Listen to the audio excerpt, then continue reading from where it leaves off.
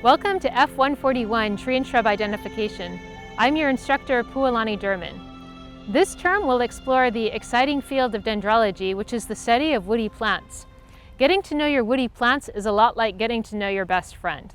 The longer that you spend with them, the more that you will be able to identify them no matter what.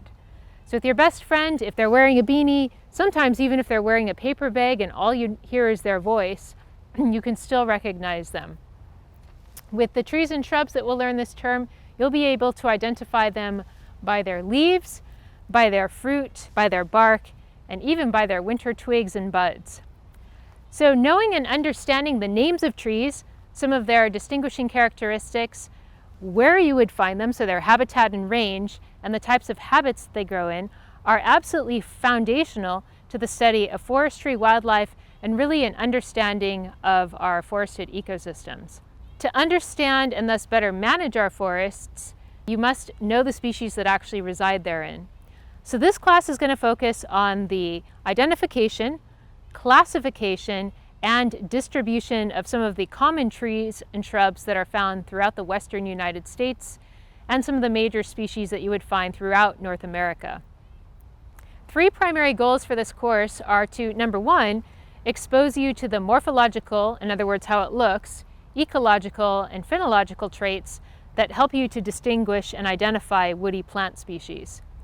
Number two, and really important, is to spark your curiosity about woody plants, as well as their ecological roles within ecosystems, and also to learn a little bit about how they're used by wildlife and people. And then third, to introduce you to the basic characteristics and plant associations within forest ecosystems. So you can go out into a forest, and when you see certain tree species or you learn to identify some of the soil characteristics, you can then decide what species you might expect to find based on those site conditions.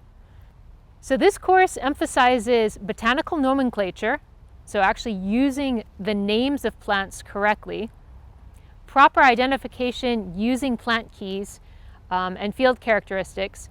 And by the end of this term, you should be able to identify by scientific and common name anywhere between 60 to 100 species of trees and shrubs that are common to the Pacific Northwest.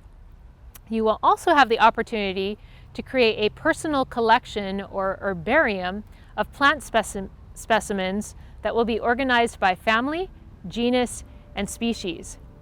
So again, just like getting to know your good friend, I encourage you to spend time with your plants, to take the time to actually collect them carefully, to press them, and to take that care in creating that herbarium that will really help you to familiarize yourself with these different species.